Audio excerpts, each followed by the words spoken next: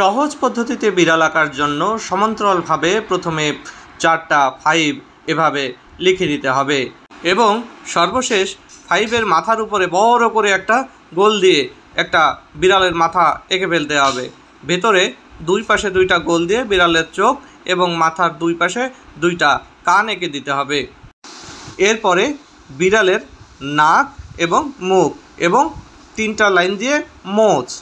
এরপরে লাইনগুলো সব সমান্তরাল এঁকে বিড়ালের বডিটা এঁকে দিতে হবে এবং পাগুলো এভাবে যোগ করে দিতে হবে।